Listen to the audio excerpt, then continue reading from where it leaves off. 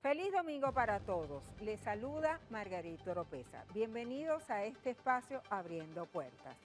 Nos encanta que nos acompañen cada domingo desde la tranquilidad de sus hogares para conocer la historia y las opiniones de nuestro invitado y en la mesa de análisis un tema de interés nacional. Si desean interactuar con nosotros pueden hacerlo a través de las redes sociales @Venevisión bajo la etiqueta Abriendo Puertas por BB. Nuestro compromiso es con la gente, con el equilibrio, la verdad, la responsabilidad. Apostamos al reencuentro de todos los venezolanos.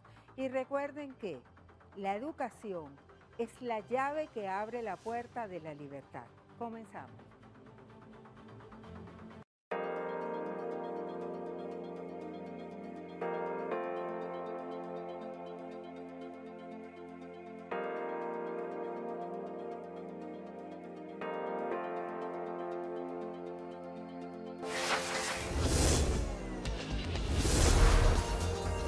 Abriendo Puertas. Y nuestro invitado de esta semana es José Alejandro Terán, gobernador del estado La Guaira. Bienvenido, gobernador. A partir de este momento las puertas están abiertas para usted. Gracias, Margarita. Adelante, complacido por con la favor. invitación. Gracias por atender a esta invitación. José Alejandro Terán, gobernador del estado La Guaira, nació en La Guaira, a 30 kilómetros de Caracas, abogado egresado de la Universidad Central de Venezuela, fue consultor jurídico del despacho de la Presidencia de la República, alcalde del municipio Vargas, casado, 3 hijas. ¿Alguna vez se imaginó que iba a ser el sucesor de García Carneiro? No. Un hombre muy querido en La Guaira, por cierto. Muy querido por todos nosotros. La Guaira tiene una historia antes de García Carneiro y otra después de García Carneiro. Hombre que fortaleció mucho nuestro gentilicio guaireño, que trabajó mucho en la seguridad del Estado, en la transformación de la infraestructura, sobre todo de un Estado, Margarita, que quedó devastado en el año 99, eso hay que recordarlo, con aquella tragedia que nos enlutó muchísimo y que gracias pues, al comandante Hugo Chávez y específicamente al general Carneiro se logró la recuperación de este Estado, siendo hoy uno de los principales estados turísticos de este país.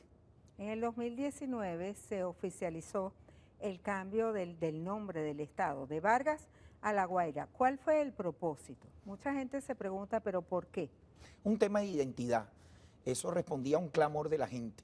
Tenía que ver con un tema de cómo nos identifican desde afuera y cómo nos identificamos los guaireños, los que hemos nacido allá. De hecho, bueno, tú ves las principales instituciones que son referentes del Estado y todas tienen el nombre La Guaira. El equipo de béisbol, por ejemplo, los Tiburones de La Guaira. El puerto de La Guaira. La autopista Caracas-La Guaira. Es decir, todo hacía referencia siempre a cómo nos hemos identificado, los que hemos nacido en esta tierra, en La Guaira, y sobre todo también cómo nos ven ustedes. Cuando ustedes iban para allá, muy pocas veces un caraqueño, que es caraqueño de lunes a viernes y guaireño los fines de semana, dice, voy para Vargas. Normalmente decían, voy a La Guaira. Voy a La Guaira. Entonces tiene que ver más que todo con un tema de identidad y supo el gobernador Jorge Luis García Carneiro, yo lo acompañaba como alcalde en ese entonces, interpretar esa solicitud del pueblo guaireño y mediante un proceso profundo de consulta se cumplieron con todos los parámetros legales para reconocer pues algo que es esencial, que es la guaireñidad de lo que habitamos en ese estado. La Guaira es la principal entrada y salida del país. La autopista Caracas-La Guaira en su momento costó 60 millones de dólares y una obra considerada de envergadura mundial por la estructura, por la ingeniería. ¿Ha pensado en la posibilidad de volver a cobrar peajes en la autopista para recaudar fondos para la entidad? Mira, Margarita, sinceramente considero que no deberíamos colocar peaje en la autopista Caracas-La Guaira, ¿no? Ya que es la principal autopista que conecta el principal aeropuerto del país con la ciudad capital y eso pudiese generar retrasos en la demora vehicular. Nosotros tenemos un estado muy turístico que semanalmente recibe no menos de 500.000 visitantes todos los fines de semana y ya con ese tráfico vehicular se genera bastante tránsito los fines de semana, sobre todo en las horas pico, cuando los carros regresan a la ciudad capital luego de la gente disfrutar de sus fines de semana de playa. Y si ya hay retraso vehicular sin tener peaje, imagínate cómo sería el colapso si nosotros colocaríamos un peaje. Por eso hemos creado pues otros mecanismos a través del apoyo que nos da el Instituto Aeropuerto Internacional Simón Bolívar de Maiquetía, quien nos apoya muchísimo con la tasa aeroportuaria en aportar los recursos para el mantenimiento de la autopista, así como también las tasas que se cobran en el puerto del Litoral Central, en el puerto de La Guaira, que también son utilizadas para el mantenimiento de la vialidad y la recuperación de la misma, que es desgastada por el fuerte tráfico también de gandolas al tener nosotros uno de los principales puertos del país. Pero realmente por mi mente no ha pasado en ningún momento instalar un peaje en el estado La Guaira, precisamente por pensar en el bienestar y en el tiempo de todos los transeúntes. ¿Cómo está el tema de la gasolina? Ha mejorado muchísimo, ha mejorado. La Guaira, yo sostuve una reunión con el presidente de PDVSA y ministro de Petróleo y bueno, y hemos recibido bastante apoyo. Normalmente se hacen colas en el día, que el mismo día pueden ser solucionadas, pero es debido también a que recibimos muchas visitas de afuera. Si nosotros, el abastecimiento de combustible que envían al estado de La Guaira, digamos, es suficiente si tomásemos en cuenta solamente la flota vehicular de nuestro estado, la demanda diaria que tenemos. Pero como se incrementa muchísimo, porque La Guaira cada vez está siendo más visitada, y ya no solamente es de Caracas, sino de distintos destinos del país. ¿Tienen cifras de las personas que visitan La Guaira? Sí, nosotros tenemos contadores, incluso hay cámaras estratégicas para contabilizar los vehículos que ingresan al estado y hay reglas, pues técnicas que se aplican para determinar la cantidad de personas y nosotros promedio semanalmente estamos recibiendo entre 500.000 y 700.000 personas que visitan el estado La Guaira. Y en las temporadas de asueto, como es Semana Santa, Carnaval, nosotros estamos recibiendo esa cifra, en esa semana pasan de ser a 1.200.000 a 1.400.000 visitantes, certificados por el propio Ministerio del Poder Popular para el Turismo, Interior, Justicia y Paz, siendo La Guaira en los últimos años estando entre los 3 estados más visitados de Venezuela. Hablemos de los hoteles Meliá y Sheraton destruidos durante el deslave. El gobierno nacional en 16 años que han pasado ha prometido que los va a recuperar. ¿Qué ha pasado con eso? Sí, yo creo que venían a muy buen ritmo. La recuperación, la rehabilitación, ya se tiene toda la parte estructural del complejo turístico Guaycamacuto, como es el nombre que se le ha dado.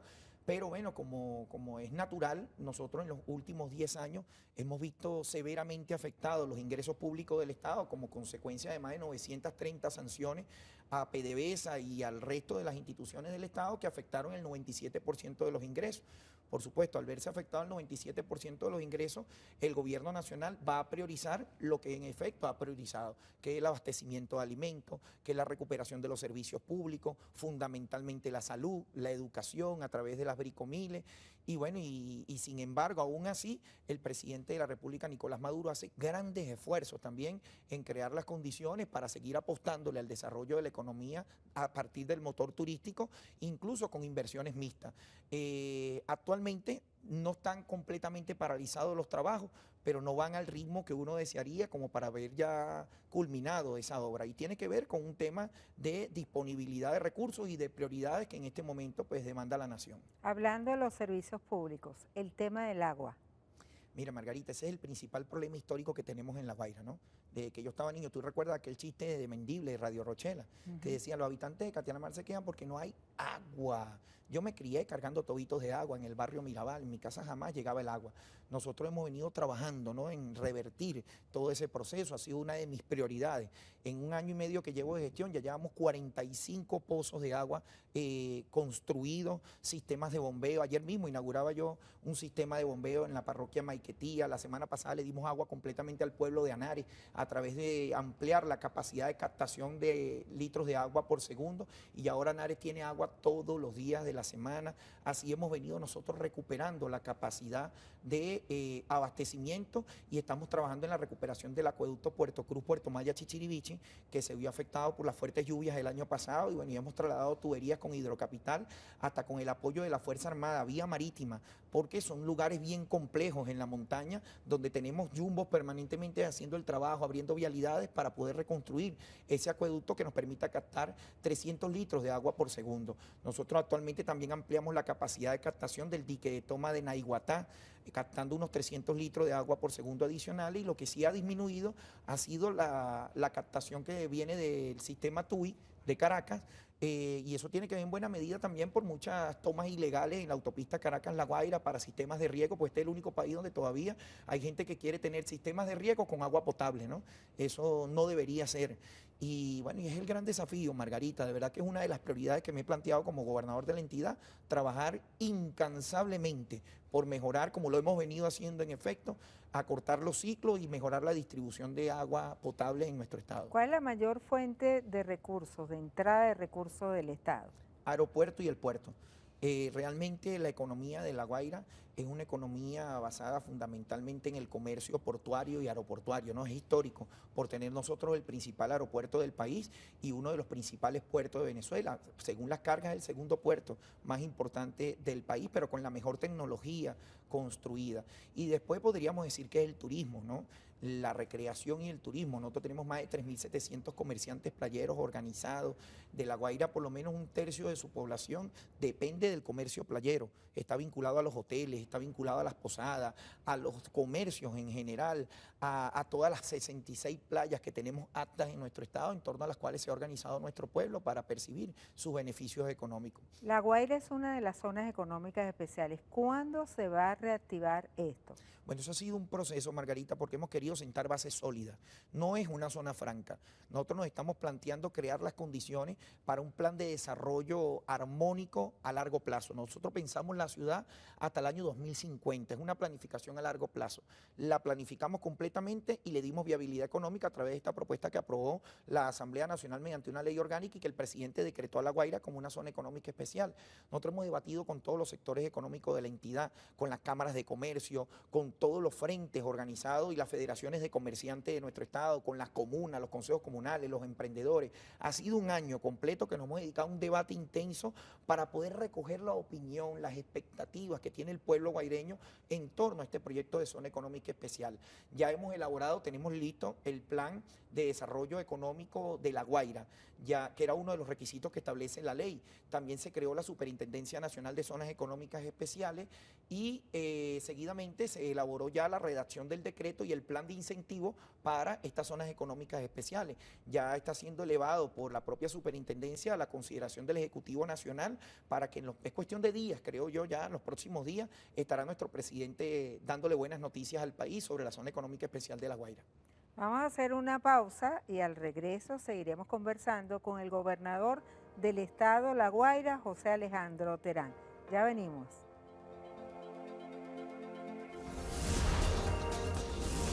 Abriendo puertas. Abriendo puertas, conversamos con el gobernador del estado La Guaira, José Alejandro Terán. ¿Cómo han sido las inversiones en el estado La Guaira? Hemos visto como un boom. ¿En qué consisten? Bueno, yo creo que lo primero disculpe, ¿es capital privado con capital público? Sí, algunas inversiones han sido mixtas, otras han sido netamente privadas. Muchos inversionistas de la propia Guaira, del propio estado y de toda Venezuela que se han interesado en La Guaira. Creo que hay un clima de confianza, de seguridad jurídica que lo venimos construyendo hace mucho tiempo, Margarita. En mi época de alcalde, antes de asumir la gobernación, nosotros facilitamos mucho a través de muchos incentivos de carácter tributario y seguridad jurídica. Se fueron expedidas más de 2.500 nuevas licencias de actividades económicas, fundamentalmente dirigidas hacia el sector turismo. Esto nos ha permitido hoy atraer grandes inversiones hacia sectores estratégicos en nuevos hoteles que se han construido en la región. Culminamos el estadio de béisbol también con la participación de las empresas privadas, el único estadio en Latinoamérica que cuenta con hotel, con restaurante, casino, centro comercial. Se culminó la cinta costera del este con la creación del Parque del Ojo de La Guaira, con ese símbolo del turismo como tenemos la noria de 66 metros de altura, la tercera más grande de Latinoamérica. Hay nuevos restaurantes, tenemos restaurantes temáticos como por ejemplo el vuelo 777 en la cinta costera, que está ubicado dentro de un avión. Creo que ahí solo hay 10 en el mundo y nosotros en Venezuela tenemos uno en el estado de La Guaira, así como inversiones como restaurantes, Bálticos, Camurimar, muchos proyectos que se están desarrollando. Actualmente iniciamos ya la construcción de la cinta costera del oeste de la ciudad para Catialamar donde en efecto también se está pensando para el desarrollo del comercio, para atraer inversiones, restaurantes y con un concepto dedicado a la Escuela Naval de Venezuela, a la Armada Bolivariana, con todo lo que tiene que ver con el concepto marino. También La Guaira, bueno, es una ciudad donde nosotros estamos recuperando nuestra historia. Se han recuperado el casco colonial, lo que tiene que ver con el casco central histórico de la ciudad, las callecitas Bolívar de La Guaira, un esfuerzo conjunto con la alcaldía del municipio. Se construyó la Plaza Miranda, y en la construcción de la Plaza Miranda se hizo el hallazgo, de manera fortuita, el hallazgo histórico más importante de los últimos tiempos. Ahí nos encontramos con la muralla de La Guaira, una construcción del siglo XVI, y también con las bóvedas de La Guaira, donde incluso narran los historiadores y está certificado que estuvieron allí privados de libertad el propio Sebastián Francisco de Miranda cuando se da pues la capitulación después de la caída de la Primera República. Y bueno, es realmente un monumento que yo invito a toda Venezuela a conocer, el complejo histórico memorial Sebastián Francisco de Miranda, el sistema defensivo territorial, la ermita del Carmen, que está ubicada también en el centro histórico. Hemos venido con Venezuela Bella haciendo un esfuerzo en la recuperación de los templos religiosos. Realmente las playas están muy limpias, muy bonitas, la ciudad segura, lo cual ha hecho pues un atractivo para que lleguen nuevas inversiones, grandes farmacias, grandes automercados, hasta bueno, en los próximos días vamos a estar inaugurando también 2 nuevas salas de cine en el estado, que no teníamos, Margarita, salas de cine, y se van a estar inaugurando salas de cine. La Guaira se está desarrollando, estamos dejando de ser una ciudad dormitorio para darle una alternativa, no solo a los guaireños, sino a todos los que nos visitan desde todo el país, no solamente de ofrecerles nuestras playas y nuestras hermosas montañas y sus paisajes naturales, sino también una vida nocturna, una vida gastronómica y una ruta histórica. De gestión vamos a cambiar a política. Como abogado, ¿qué opinión tiene sobre las inhabilitaciones? Bueno, Venezuela se constituye un Estado de derecho, ¿no? Y por tanto uno actúa pegado a la Constitución y al ordenamiento jurídico venezolano.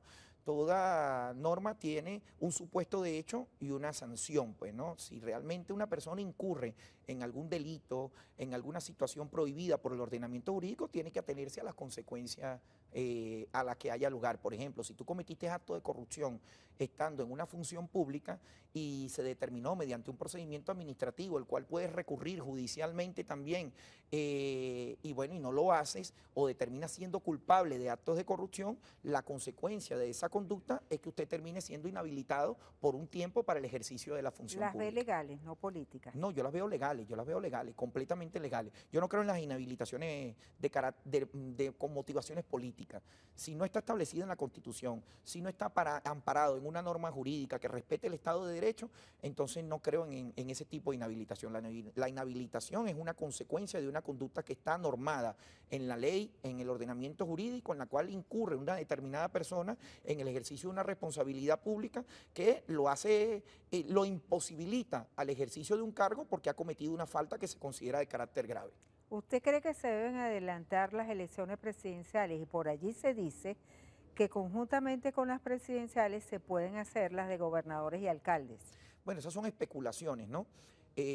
Yo soy un hombre como buen abogado, un hombre de derecho, creo en el ordenamiento jurídico. Aquí los periodos para las elecciones de las autoridades de gobierno están perfectamente regulados en la Constitución de la República Bolivariana de Venezuela. Para el presidente de la República son 6 años, se vencería en diciembre del 2024. Para gobernadores y alcaldes son periodos de cada 4 años, para diputados son periodos de cada 5 años. Y por tanto, cualquier situación que sea contrario a eso, seguramente, bueno, debe ser el Poder Electoral el que lo defina y tiene que ser conforme a las interpretaciones que de la Constitución haga la Sala Constitucional del Tribunal Supremo de Justicia. De resto, es muy difícil que pueda alterarse un cronograma electoral, salvo que exista pues una crisis política muy fuerte en una sociedad y la propia Constitución da mecanismos, da salida. Aquí nosotros incluso pusimos en práctica en el año 2004 un referéndum revocatorio al propio comandante Chávez y fue una figura que al final terminó convirtiéndose en un referéndum reafirmatorio del mandato constitucional del presidente Chávez como una salida a una crisis política que se generó en aquellos años iniciando la década del 2000. En una sola palabra me podría definir a las siguientes personas. Nicolás Maduro Guerra. Nicolás Maduro Guerra, lealtad. Diosdado Cabello. Amor. José Manuel Suárez, alcalde de Vargas. Trabajador. José Manuel Olivares, ex candidato a la gobernación de La Guaira. Vendepatria. El gobernador Rosales llama a la reconciliación y a la paz del país. ¿Usted está de acuerdo con este concepto, este llamado? Por supuesto que todos estamos de acuerdo a la reconciliación y a la paz. Lo que yo diría que el gobernador Rosales debería ser coherente con lo que él está llamando, ¿no? Y dejarse de aventuras políticas, de manera disfrazada prestarse para la solicitud de sanciones, para la solicitud de medidas coercitivas que han afectado tanto al pueblo venezolano. Ahora vienen de oportunistas a querer ser demagogos por sus aspiraciones presidencialistas o de reelecciones como gobernadores, etcétera, a querer tratar de montarse pues en lo que toda la sociedad venezolana aspira. La sociedad venezolana aspira que nosotros hagamos el trabajo, que creemos las condiciones para que la gente pueda trabajar en paz, para que la gente pueda contribuir al desarrollo de la economía, para fortalecer el emprendimiento familiar. La gente quiere que los políticos seamos serios, que nos entendamos, que nos ocupemos de la economía, que nos ocupemos de la recuperación de los servicios públicos, que dialoguemos con absoluta normalidad sobre los temas que son de interés del país y que el pueblo necesita que uno debata. Pero yo lo que creo es que cada político tiene que asumir su responsabilidad y ser coherente, lo que dice y lo que hace. Es muy importante porque eso es lo que evalúa el pueblo. ¿Qué dice sobre los gobernadores que tienen aspiraciones presidenciales? Bueno, yo creo, por ahí dicen que todo el que respira aspira, ¿no? Ahora, en lo particular, para el caso de los revolucionarios, los que militamos pues, en la esperanza de la revolución bolivariana, no cabe lugar a duda de ninguna aspiración individual. Yo nunca las he tenido, particularmente, Margarita. Simplemente me pongo a la disposición siempre de nuestro pueblo y de la dirección política de la revolución bolivariana para sentirme útil a la sociedad y donde la revolución nos necesite, ya sea en un consejo comunal, ya sea bueno, en un gobierno comunitario, en cualquier responsabilidad, en las aulas de clase, en la docencia, en el trabajo social, de ahí venimos y ahí siempre estaremos. Yo soy un trabajador social desde muy niño, en mi barrio Mirabal. A los 15 años ya lideraba planes vacacionales, daba clases de cuatro, popular, teatro. Siempre me vinculé al trabajo social hasta que llegué a la Universidad Central de Venezuela y conocí a Héctor Rodríguez y juntos asumimos la dirigencia política en la universidad y fuimos presidentes de centro de estudiantes, consejeros de facultad y por ahí hemos venido, nunca aspirando a nada en lo individual, simplemente al servicio de un gran proyecto nacional, que es el bolivarianismo. ¿Cómo ve las primarias de la oposición? Bueno, yo lo que creo es que es un arroz con mango, ¿no? Un arroz con mango. La oposición se comporta como una especie de mutante, ¿no? Con un brazo del G4, con una cabeza por ahí. Yo creo que ellos están más enredados, es más, yo dudo que realmente eso llegue a feliz término. Y si tú me preguntas cómo las veo, bueno, yo creo que el único partido político que realmente ahí yo veo medio organizado y que si se le descuidan le va a pasar por la baranda va a ser Acción Democrática, porque los ADECOS sí saben organizarse en las bases para poder ganar elecciones, ya no los han demostrado. ¿Pero cuál Acción Democrática?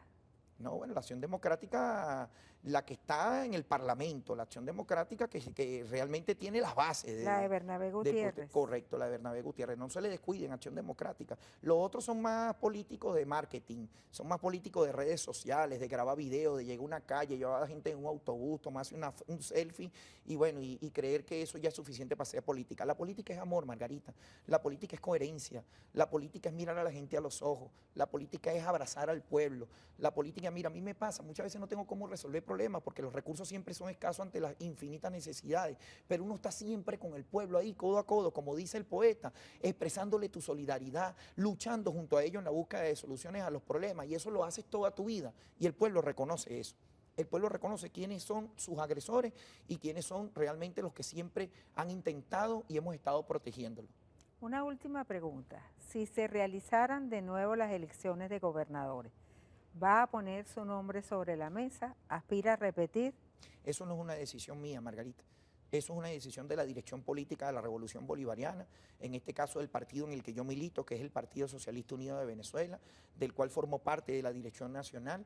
Y bueno, y soy un soldado, ¿no? El buen soldado ni se ofrece ni se niega. Simplemente donde la revolución demande que José Alejandro Terán siempre dé sus aportes, con la humildad, con el amor que me ha caracterizado siempre por nuestro pueblo, ahí yo estaré. Te repito, desde un consejo comunal, un gobierno comunitario o en cualquier responsabilidad que a bien tenga la Revolución Bolivariana asignarme.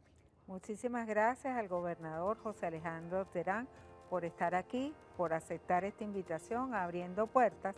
Y a ustedes, quédense allí, porque en la próxima parte vamos a analizar el tema de las inhabilitaciones legales, constitucionales. Ya venimos. Abriendo Puertas. A finales de la semana pasada fue noticia la inhabilitación de María Corina Machado por 15 años, es decir, hasta el 2030. Recordemos que Enrique Capriles está inhabilitado hasta el 2032. Este es el tema que vamos a analizar en el día de hoy en nuestra mesa de análisis con expertos en la materia. Nos acompañan Aníbal Sánchez, experto electoral, y José Vicente Jaro, abogado constitucionalista. Vamos a tratar de conocer en profundidad qué significan estas inhabilitaciones. ¿Son constitucionales? ¿No son legales? ¿Qué es lo que está ocurriendo realmente desde el punto de vista del derecho? Para que todos los que nos están sintonizando a esta hora puedan entender.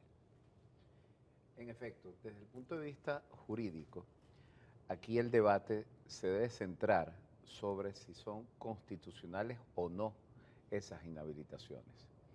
La Constitución claramente expresa que la inhabilitación política solamente puede ser decretada por un tribunal de la República previa sentencia firme dictada por ese tribunal luego de lo que se llama el debido proceso. Y así lo establece también el Código Orgánico Procesal Penal, que son las leyes que regulan la materia penal venezolana. Desde el punto de vista constitucional, está reservado entonces al Poder Judicial, únicamente, exclusivamente al Poder Judicial, a los tribunales de la República que sean competentes, poder realizar estas inhabilitaciones. Aquí el problema ha surgido porque el artículo 105 de la Ley Orgánica de la Contraloría General de la República y del Sistema Nacional de Control Fiscal le atribuyó en su momento al Contralor General de la República, autoridades de la Contraloría, la facultad de establecer este tipo de inhabilitaciones dependiendo de las circunstancias de cada caso concreto, hasta por un periodo de 15 años. 15 años, hasta por un periodo de 15 años. Puede ser menos, puede ser más. Hay casos en que se han visto inhabilitaciones por menos de ese tiempo, que ha establecido en este sentido la Corte Interamericana de Derechos Humanos mientras Venezuela formaba parte del Sistema Interamericano de Derechos Humanos.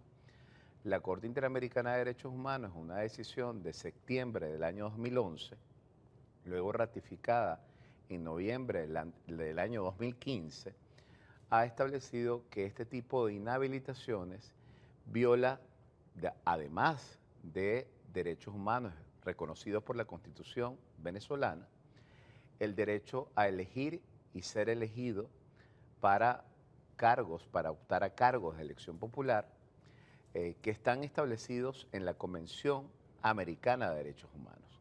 En definitiva, lo que podemos concluir es que las inhabilitaciones que ha realizado y está realizando la Contraloría General de la República, recientemente la del caso María Corina Machado, en su oportunidad la del caso Enrique Capriles y otras tantas que están dentro de un sistema que lleva la Contraloría General de la República, bueno, son definitivamente inconstitucionales.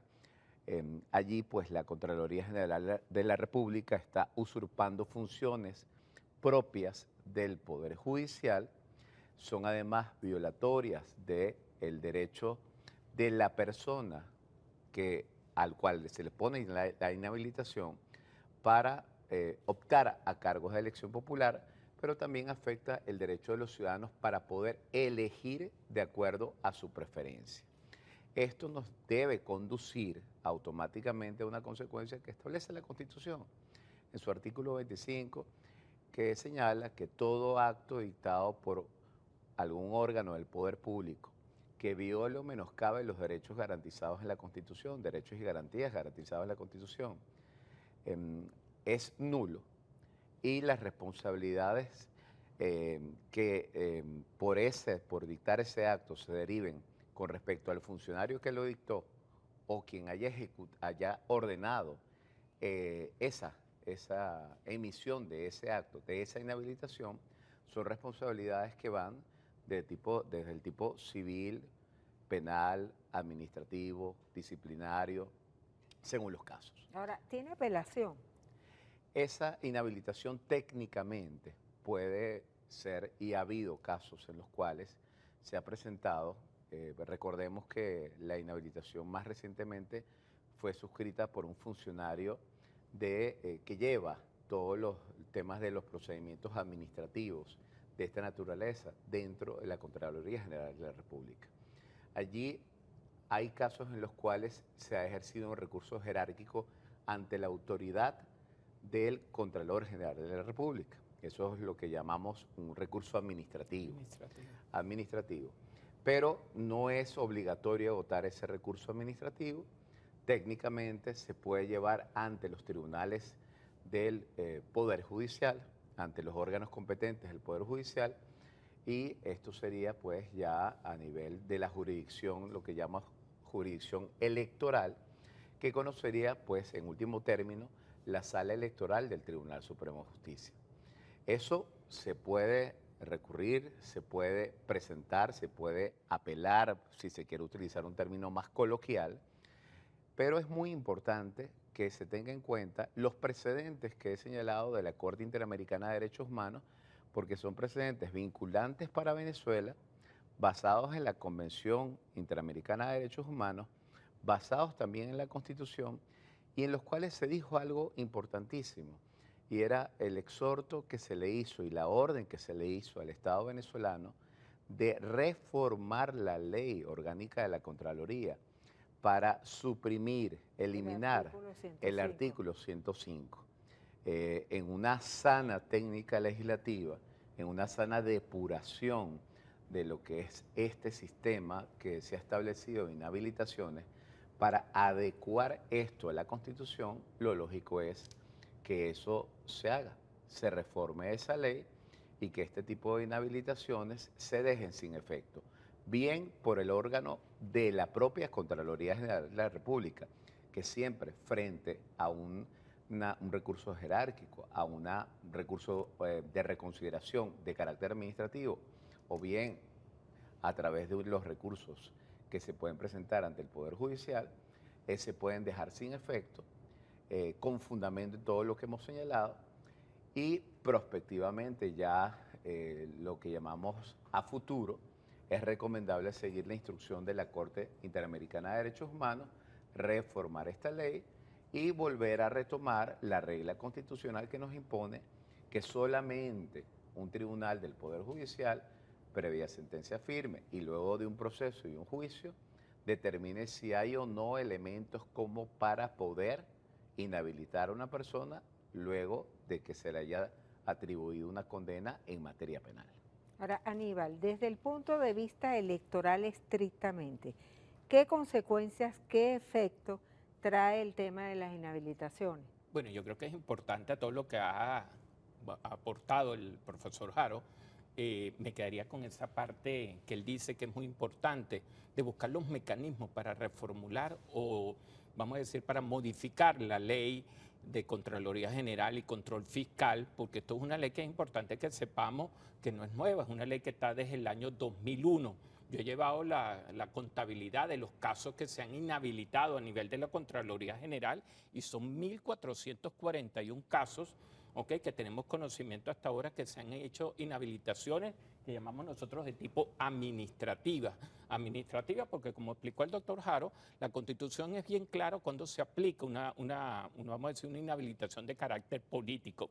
La diferencia a nivel técnico que nosotros vemos, sobre todo a nivel del CNE, tiene que ver al momento de postular. Incluso las personas a veces no lo saben, Margarita, y los televidentes que nos escuchan o nos ven, que actualmente el registro electoral, el corte que tenemos ahorita colgado en el CNE para las consultas, tiene 5.439 objeciones. Dentro de esas objeciones están lo que llamamos las inhabilitaciones políticas, las inhabilitaciones administrativas y las interdicciones judiciales. ¿Cuál es la diferencia? Las personas que nos ven, las que nosotros llamamos las inhabilitaciones políticas son esos casos cuando le suprimen o le inhiben el ejercicio de los derechos políticos al ciudadano, es decir, el de votar y ser elegido, es decir, él ni puede votar ni puede ser candidato. Esto es lo que a veces ustedes empiezan a escuchar por ahí, los famosos códigos 7 que salen en el registro electoral. Las personas que tienen inhabilitaciones, al momento de hacer el sistema automatizado de postulación sale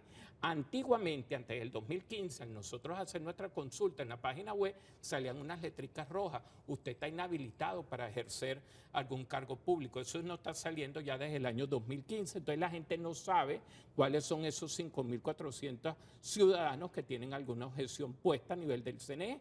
Los que tenían el código 8 son las personas que tienen inhabilitaciones administrativas, es decir, ellos pudieran votar, pero no pueden ser después funcionarios públicos. Eso es básicamente la diferencia. Ahora, tu pregunta se basa en ¿por qué aplican esto? Yo creo que simple y llanamente desde el tema, desde la óptica política, esto es una triquiñuela que están haciendo, es parte de lo que es la fórmula que aplica el gobierno para cómo convertir esa minoría social en una mayoría electoral. Y simple y llanamente el tema de descalificar al adversario es solo un factor dentro de esta ecuación, porque va a estar también el tema de lo que tiene que ver con inhibir la participación. ¿Cómo logro yo que todas esas personas que me adversan, todas esas personas que no aprueban el actual gobierno, vayan a votar o no vayan a votar? Es decir, inhibir la participación es parte de eso. Parte de eso incluso pudiera estar operando ahorita con lo que es el nombramiento del nuevo CNE. Está también la, vamos a decir, la persecución, no solo en este caso política, sino a veces judicial, también de la disidencia. Y el último factor que utilizan en esta ecuación tiene que ver con el fraccionamiento del voto opositor. Básicamente en esos 4 factores que tienen que ver con la descalificación, la persecución, la inhibición y el fraccionamiento del voto opositor, son parte de esa ecuación que aplica el gobierno para convertir a una minoría social en una mayoría electoral. Ahora, para entrar un poco más en el tema de las inhabilitaciones, yo creo que es importante, sobre todo que las personas que nos están escuchando o viendo sepan que esto no es nuevo, esto parte desde el 2001, tenemos que activarnos, hay que recoger muchas de las opiniones que se están dando, no solo desde el punto de vista, vamos a decir, jurídico, sino también desde el punto de vista político. Se han aplicado algunos recursos jerárquicos a nivel de la misma Contraloría. Para las personas que no lo saben, en el 2021 fue el último lote que nos enteráramos de que entraron inhabilitados. 28 de los que eran diputados electos del año 2015 fueron inhabilitados en el 2021. Algunos de esos, no tengo por qué decir los nombres, se han puesto en contacto con nosotros y están ya buscando a ver cómo ejercer sus recursos jerárquicos dentro de la misma Contraloría, porque supuestamente la inhabilitación por no presentar una declaración jurada de patrimonio, la cual ahorita ya estamos a 7, 8 de julio, deberían estar haciéndolo todos los funcionarios públicos. Por no presentar esa declaración de patrimonio, eres prácticamente inhabilitado. Yo creo que también, doctor Haro me va a corregir, el artículo 105 no solo es que le da la potestad al Contralor de colocar este tipo de sanción, sino que te habla que tiene que ser el debido proceso. Muy bien. Y entonces yo creo que ahí pudiéramos atarnos. Y la parte del debido proceso es que las personas que sean inhabilitadas deben de darse por enteradas. Si no se dan por enteradas, ¿cómo pueden ejercer ellos su defensa? Vamos a hacer una pausa y rescatar que la opinión pública se informó de la inhabilitación de María Corina Machado porque un diputado, José Brito, solicitó una interpretación, una aclaratoria ante la Contraloría General de la República. Ya venimos, seguimos con este tema.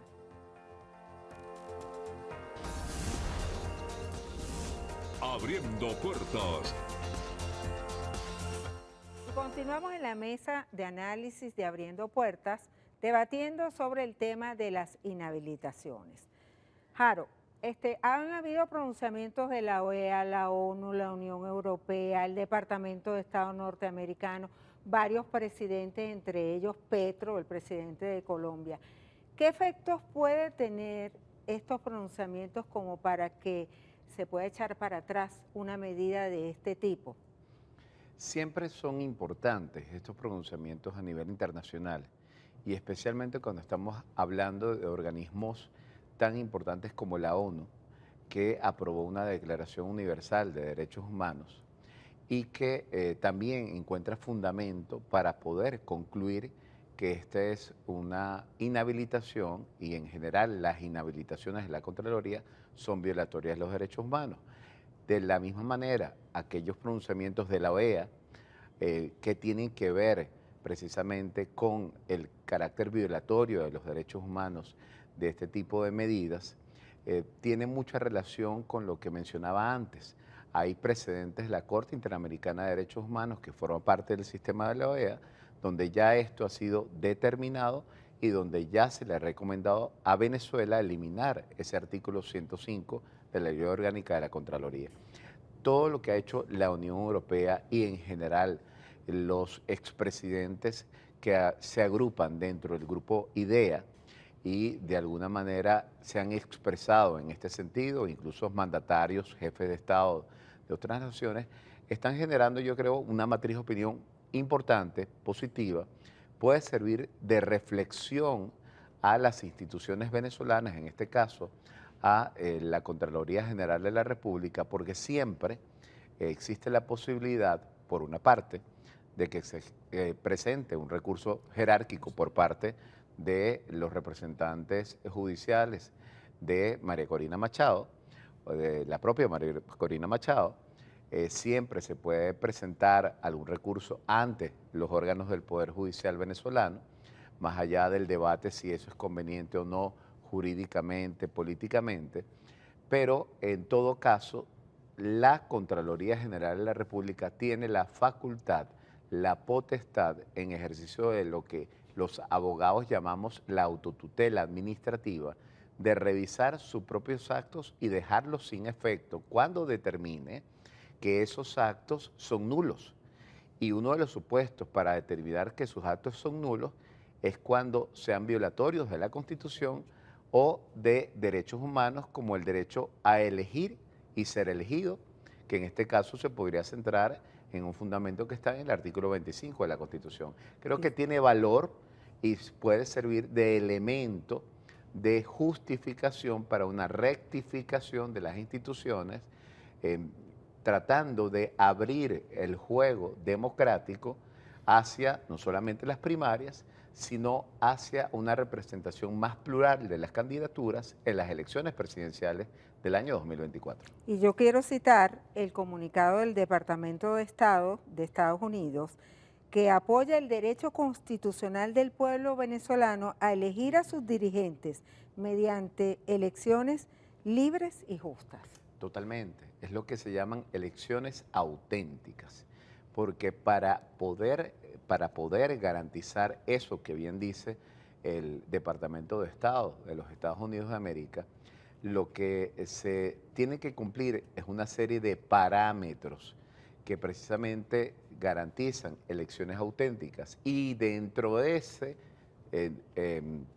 dentro de esos distintos grupos de parámetros y factores que se tienen que cumplir es precisamente el respeto del derecho de elegir de los venezolanos y el derecho a ser elegido de aquellos que se postulen para optar a cargos de elección popular, en este caso concreto, para el 2024, al cargo de presidente de la República, presidenta de la República. Ahora, Aníbal, desde el punto de vista electoral, ¿qué consecuencias tiene en el evento más inmediato, que son las elecciones primarias fijadas para el 22 de octubre?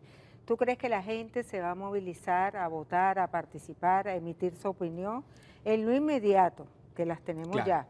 Pasa que, antes de hablarte de lo inmediato, es importante, fíjate que en el primer corte te hablaba de que 28 de los diputados del 2015 fueron inhabilitados en el 2021, pero vimos que algunos de ellos participaron después en elecciones de gobernadores.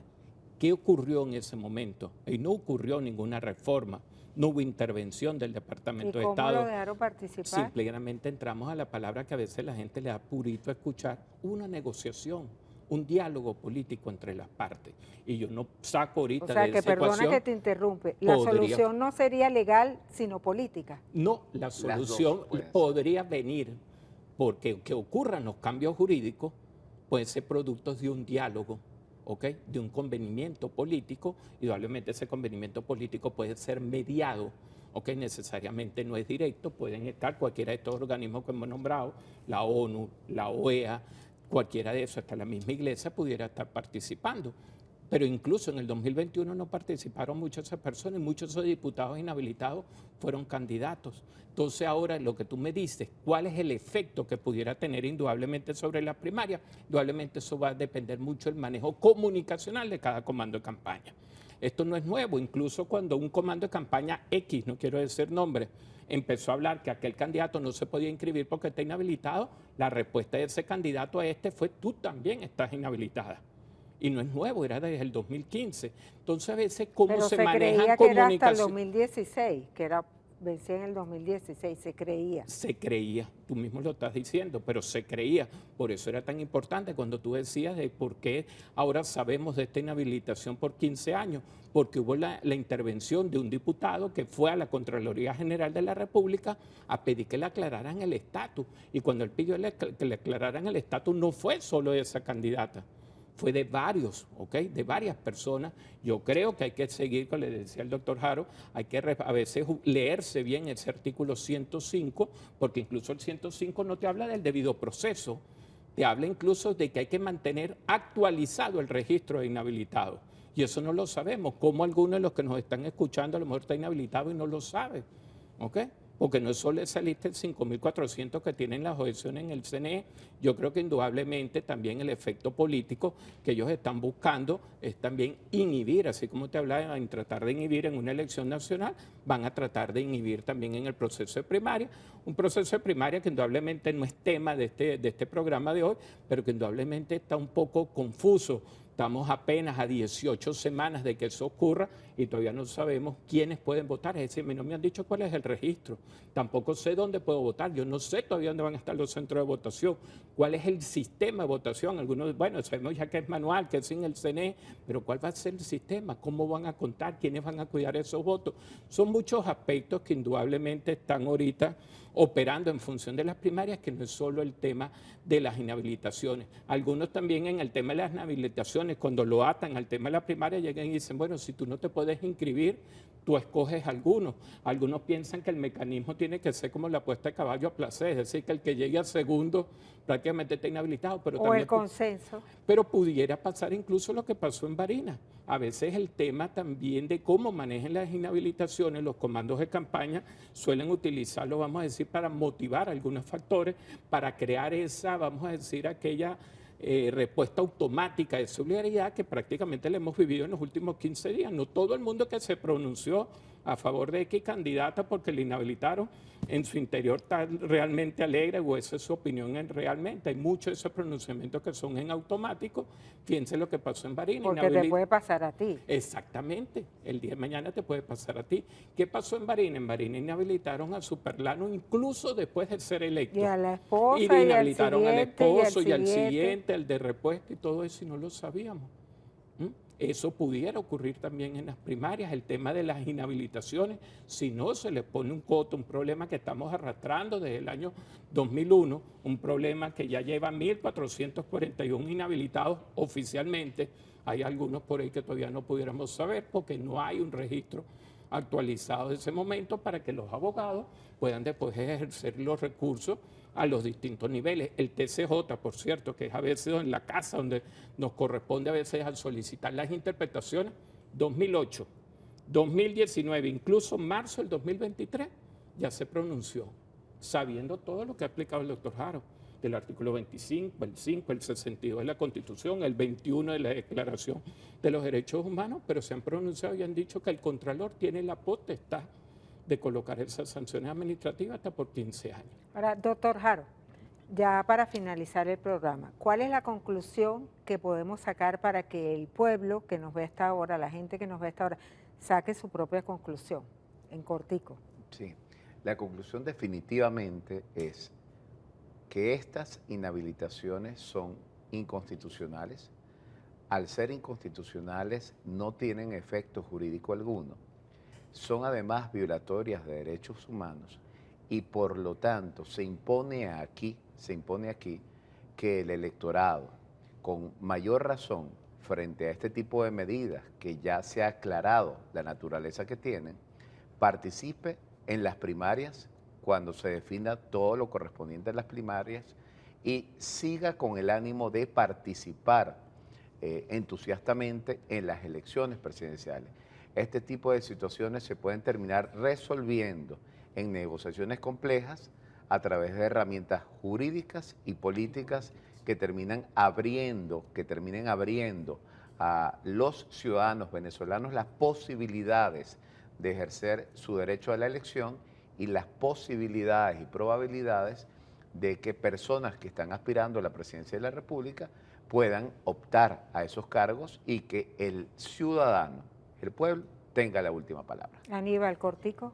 Bueno, sí, yo creo que me uno a lo que dice el doctor Haro. Yo creo que la salida de esto debe ser indudablemente desde los dos escenarios, el escenario político y el escenario judicial. El llamado indudablemente a los que nos están escuchando es a que participen tanto en el proceso de primaria, quien muy bien lo sostenga que quiere participar, pero sobre todo en las elecciones nacionales. Y también recordarnos que el año 2025 es un año electoral bastante complejo. Se habla de que pueden haber elecciones presidenciales, elecciones de los gobernadores, En el alcaldes. 2024 en incluso. 2025, elecciones de gobernadores. Corresponde en 2025, pero se habla que se podrían adelantar al 2024. Ok, pero no, bueno, eso es una tesis. Okay, hasta el momento la única elección que está pautada es la del presidente, no hay fecha. La Constitución no dice la fecha en que se hace la elección, es una de las debilidades del sistema electoral, dejan la potestad del directorio del CNE a través del artículo 42 de hacer la convocatoria. Es distinto a Estados Unidos. En Estados Unidos la Constitución sí te dice que las elecciones presidenciales son cada 4 años, el segundo martes después del primer lunes del mes de noviembre. Con ese trabalengua te definen las elecciones en Estados Unidos. En Venezuela no es así. Hasta el momento está planteado solo la elección presidencial. Pueden haber factores políticos, incluso que de muy cerca la elección de Estados Unidos pudiera ser uno de los argumentos que se utilice para adelantar esa elección y indudablemente tratar de buscar el escenario político del 2018. En el peor momento político de la oposición, ¿okay? Ellos pudieran indudablemente adelantar, pero en el 2025 es importante solucionar el tema de las inhabilitaciones porque muchos de esos inhabilitados querían optar a concejales, alcaldes, a gobernadores o a diputados de la Asamblea Nacional. Muchísimas gracias al abogado constitucionalista José Vicente Haro, Aníbal Sánchez, experto electoral, por ayudarnos a entender un poco este tema de las inhabilitaciones. Y a ustedes, gracias por su compañía abriendo puertas.